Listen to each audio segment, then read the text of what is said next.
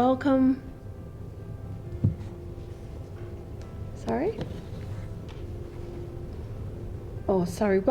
Welcome everyone to the Queen Elizabeth Hospital. In particular, I'd like to welcome this morning our Minister of State with responsibility for the Queen Elizabeth Hospital, the Honorable Sonia Brown, MP, Mr. Sylvester Hunt, the Vice Chair of the Barbados Canada Foundation. Welcome. My colleagues from here at Queen Elizabeth Hospital. I see in particular our Director of Engineering Services at the head table, Ms. Paula Agbo, and other colleagues from the Administrations and Communications Department, Ms. Peters, Mrs. Glendine Hunt, welcome back to Barbados. Members of the media, thank you very, very much. My job here this morning is a rather simple one at this stage, is to welcome all of you to this media briefing. These events, media events where we showcase our philanthropy initiatives, particularly those from the diaspora community, are particularly significant to the Queen Elizabeth Hospital. And that is why you see the level of engagement of both myself and the minister in this instance. About 2.5 years ago, Mr. Hunt, I believe the Consul General of Canada, Sonia Marvel Carter, would have reached out to me to reintroduce me, because I know you had a relationship with the hospital, to the Barbados Canada Foundation. And it was then we learned about the significant contribution that this organization had been making over the years to the Queen Elizabeth Hospital. At that time, they were doing a reconnaissance of what were the kinds of issues that we were grappling with as a hospital and what were our identified priorities. At that time, we identified to them cardiac care, cardiology services was an area of priority, not just for Queen Elizabeth Hospital, but Barbados and all aspects of the healthcare system. So therefore, in absentia, I want to thank the Honorable Consul General Sonia Marvel Carter, High Commissioner in Ottawa and Canada, David Gibbs, her colleague, Consul General High Commission, also in Ottawa, who would have followed through and worked very closely with the Barbados Canada Foundation, Mr. Hunt and his other colleagues, to facilitate this donation coming through to Barbados. What we have this morning, is a donation that is really important to the Queen Elizabeth Hospital.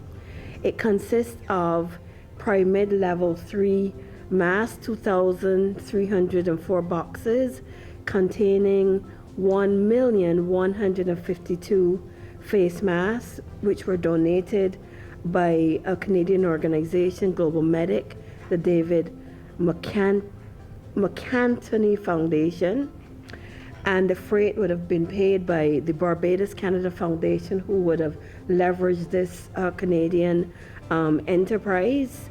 And the cost of this freight would have been Barbados, it looks like US $3,826. The Barbados Canada Foundation then itself, following through on our initial outreach to them, also would have mobilized resources from their fundraising efforts to donate to us 5 ECG machines and 5 ECG carts, valued at US dollars 23,280. Altogether, these donations are valued at $144,677.88.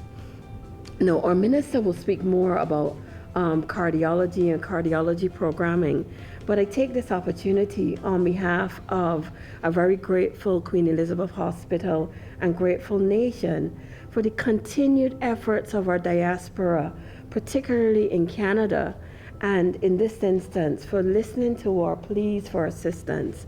The cost of health care is so high.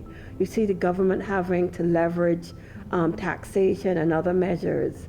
So therefore, philanthropy takes on a special role as we try to upgrade and meet the goals and objectives of the hospital. So when we see organizations like Barbados Canada and their affiliates that they're able to leverage, we take the opportunity to thank them, because we know it is not easy to raise these kinds of resources, then to get them here, to get them efficiently into the system. So I do not underestimate the effort that it would have taken and the number of people who would have worked on achieving these donations. I think this is just a small sample of some of the equipment so you can have an idea. ECGs are used in the accident and emergency room, on the wards throughout the system, to get an assessment of what is happening immediately in terms of a person's heart rhythm and heart pace, correct, Dr. Brown? Correct. So I hand over now to Dr. Brown to talk a bit more about what is happening in our cardiology programming here nationally and at the Queen Elizabeth Hospital. Good morning, everybody. Protocols already established. I want to welcome you, members of the media, to this presentation, to which the hospital is truly grateful. As Mrs. Bynum Sutherland already said, I want to personally thank Mr. Hunt and, of course, his wife for this contribution and your help in getting the equipment here. As the executive chair alluded to, this will now become a part of the cardiology project, which has been on board since I think 2020, where the Prime Minister, well, on talking with some of the regional players, realized that we need to attack cardiac problems head on to get some measure of control. Right now, up to the last statistics, we were dealing with a mortality rate of some 25 or a little bit over % of the cardiovascular events leading to death. The hope is to get to a world level of about 5%. And what does that mean? Yes, we heard the dollar value, the some $144,000+ a part of the donation. But with the dollar value, you also have to think about the value to the patients and hence the population of Barbados. We have put measures in place. By we, I mean under the directorship of Mr. Tony Harris and the Queen Elizabeth Hospital, put things in place to see if we could get the numbers down to that 5% mortality rate. So the ambulance service has been outfitted with both training and equipment with respect to accessing or getting access to patients, giving access to patients who would complain of what would be typical, for instance, myocardial infarction / heart attack symptoms. So the process whereby things are in place which the public needs to learn about, which going forward we will do that, where you recognize the symptoms of what could be an impending heart attack. You call the ambulance service and you get measures put in place to get you to the hospital within a time frame, hopefully within the hour, optimally, but up to 3 hours on arrival to the hospital, where treatment can begin. The problem with the mortality rate here and in other parts of the Caribbean is, especially Barbados, the fear of patients. There's still an existing fear of patients to come to hospital because they fear the worst case scenario, they won't exit the hospital. So what we are working now is education of the patient to not necessarily work on your family members. You view that as the access to QEH. That delays the time. Most people call their friend or their relative to get them to the hospital, and these are minutes that are wasted. So the idea behind it is that you can call the ambulance, which the response times are greatly shortened, and the ambulance service, they are trained and equipped to recognize what's a heart attack, ergo the ECG machines on board and so on, and they could do direct communication with the accident and emergency department. So the treatment process is much faster, which would result in less severe cardiac death. We all know with a heart attack, there's death of the heart muscle, which in event leads to the death of you if things are not controlled properly. So the idea is that you get treatment urgently, which would usually involve, in layman's term, breaking up of the clot that's blocking the vessels so that you can get circulation into the heart muscles. So we're working on that. But the idea is to get patients educated. So that is one of the plans we have, so that you know what to look for, what symptoms to look for, who to call, and to trust the system that when you do call, the ambulance service will get to you and get to the hospital on time where you can see the treatment. So going forward, this is what we're looking at. Not going forward, no, and in the future looking at to decrease the mortality of patients having heart attacks. But that also leads on to my pet, which is the non-communicable diseases. So we all know that Barbados is a bit out of control with respect to the NCDs in that, and the COVID, we can't blame COVID on everything, but COVID precipitated a lot of the increase in instance of NCDs here. So with the advent of increased diabetes mellitus as well as hypertension, the risk of heart attacks and strokes obviously have increased over the last 2 years, but have been increasing steadily before then. So there are players on board, with the researchers on board with the CDRC, Chronic Disease Research Center, where we can get the data that we need to event change. So they're on board as well with respect to figuring out what the statistics look like, how many people move on to heart attacks, how many people move on to strokes. Basically, there's reporting between the primary care, on a good day, primary care and the hospital and the CDRC in terms of getting the statistics in. So the onus will be on primary care especially, and this has been my focus. We need to get the primary care sector up and running functionally with communication with the hospital. This is one of the things we need to work on and perfect, so that what's happening in primary care is translated to the hospital, so that there's less burden on the hospital. But going forward, and I had the privilege, I think, to sit in front of the poster behind me, Getting Better Together. So this is the goal of the hospital, with respect to the hospital, the primary care, and the public, to work together so that the outcomes are better going forward. So in ending, I want to thank again Mr. Hunt and the respective organizations that the executive chair mentioned in this great donation. We look forward to further philanthropic efforts within the diaspora and even within Barbados, really, because as I said before, any contribution, no matter how small, is indeed very important. Many people think that giving a pack of diapers means nothing for the elderly here, but it means a lot to the people that are the recipients of it. So it's not that we only expect donations, large donations from large groups with money, but any donation, no matter how small, will be well accepted within the QEH and in the polyclinic system, if I may say so.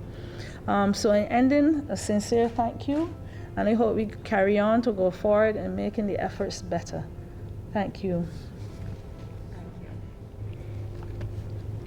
Hello, everyone.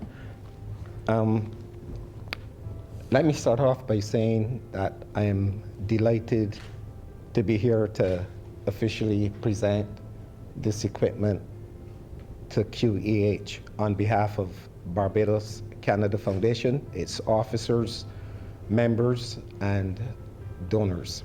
Thank you so much.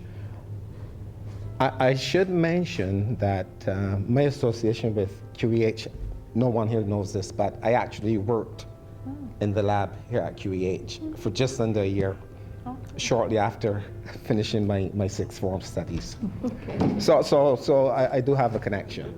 And I worked in the histology department, and a little bit of levity here. I shared recently with, my wife doesn't want to hear this, but I shared recently, didn't give her the gory details, but I shared with some friends of mine back in Canada how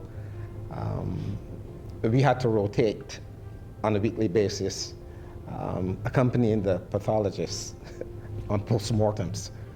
And I ducked and dodged until finally my supervisor said, "No, Sylvester, you gotta do it." And so I sucked it up and I did it. I won't call the name of the lady, the first postmortem I attended, but to this day, I still remember her name.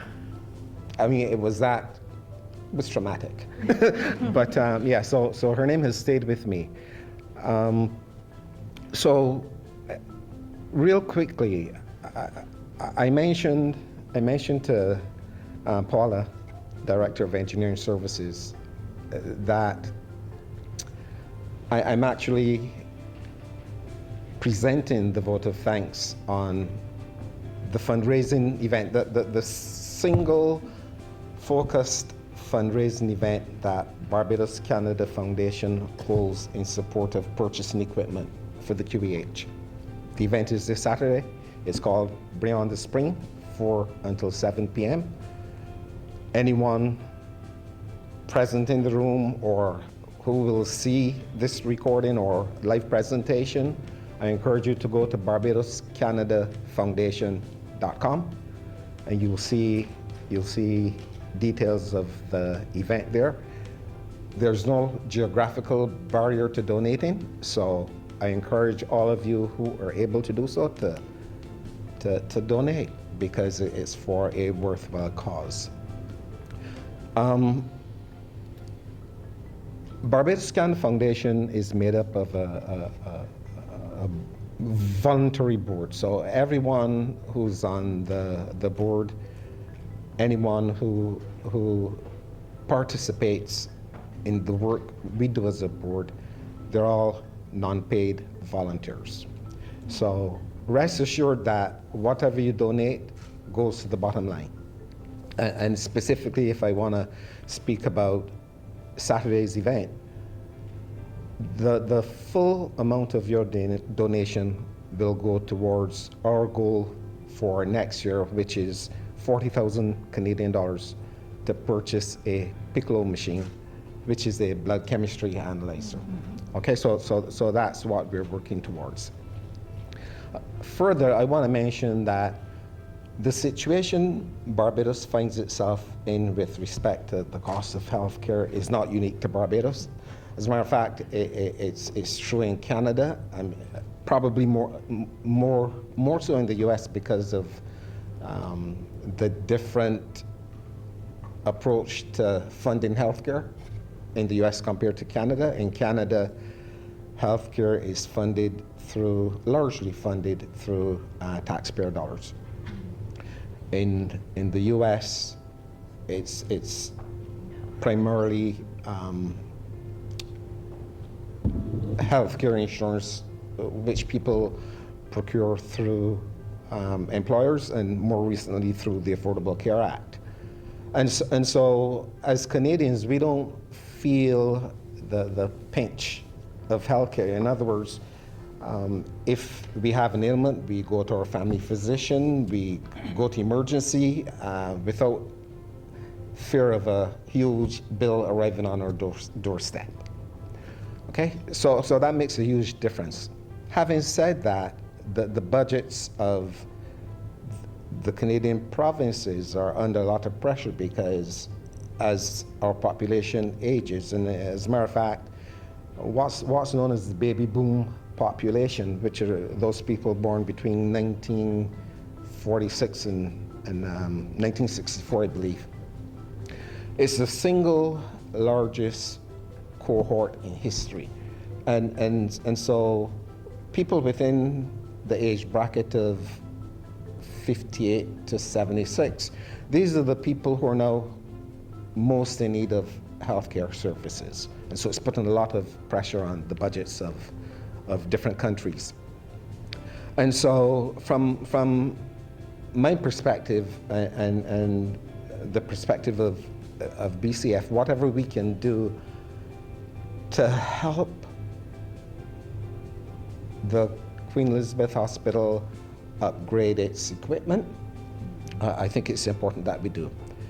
On a very personal level, I'd like to challenge all the people who I went to school with here in Barbados, who were my friends growing up, still are my friends today, to think seriously about partnering with us to make sure that, instead of just $40,000 and what that can procure, that we look to make that a bigger number. And I was sharing with some of my colleagues here that in reality, and I'll quote Prime Minister Motley here, many hands make light work.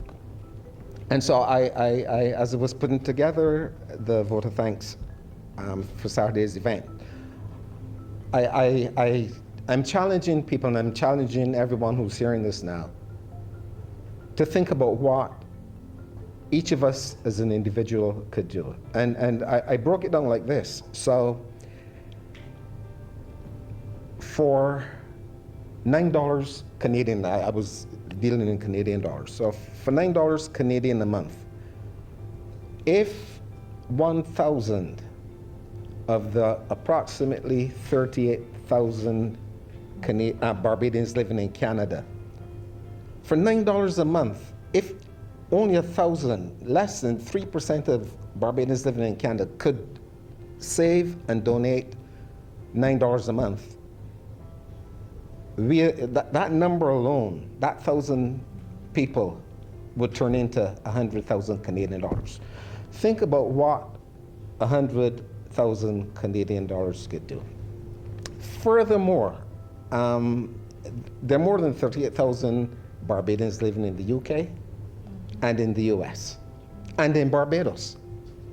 So if we all can, and I focus on this $9, if we all could earmark $9 out of our after-tax dollars to commit to Queen Elizabeth Hospital, we could really make a significant impact on the hospital's ability to look after the healthcare needs of our friends and relatives who live on this island, and of ourselves when we travel, because my wife and I are here in Barbados.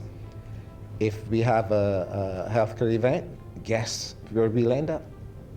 Right here at the QEH. So it's not like we're giving away money to some unknown entity, we're helping ourselves.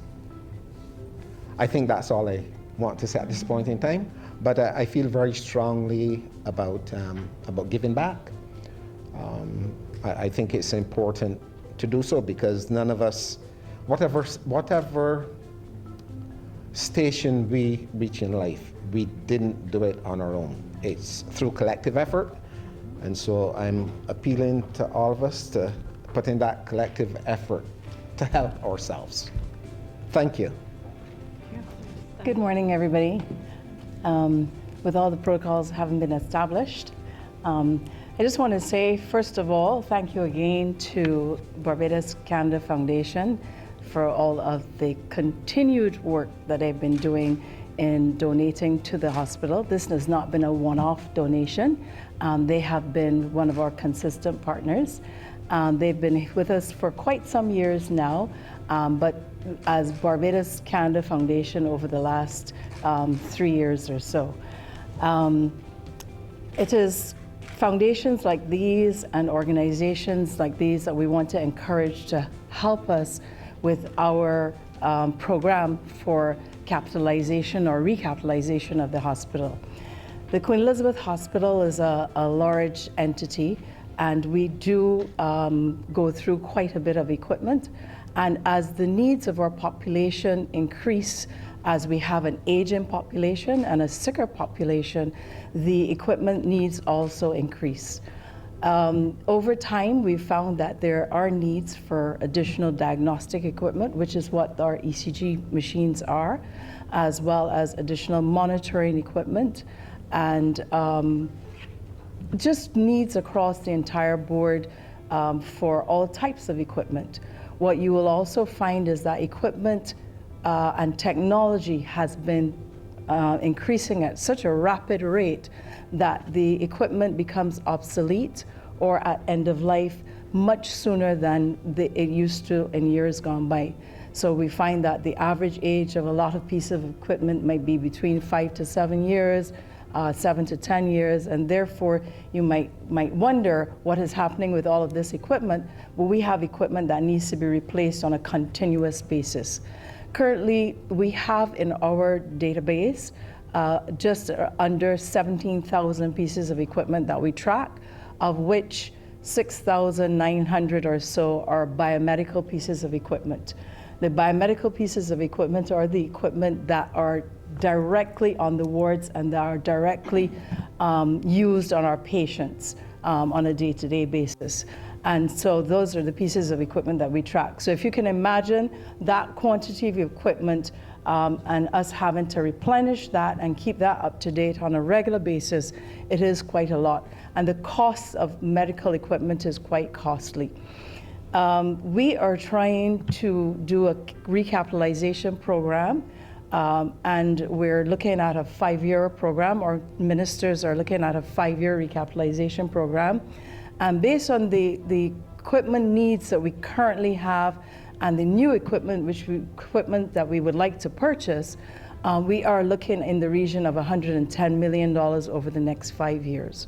What we need to do is have consistent and constant injection of monies into our capital works program so that we can continue to keep this entity functioning and as modern and as equipped as we possibly can.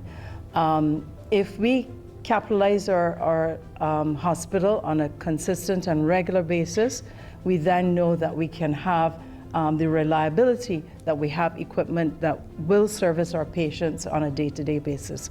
So we encourage all entities, no matter how big or small, as Sylvester Hunt has said, no matter how big or small, every little bit counts. And as you can see, our needs are great. And so we encourage persons to continue to donate. And again, I want to thank the Barbados Canada Foundation for their continuous and continued efforts, and look forward to working with them in the future. They normally reach out to us very early on to find out what our needs are and what our priorities are.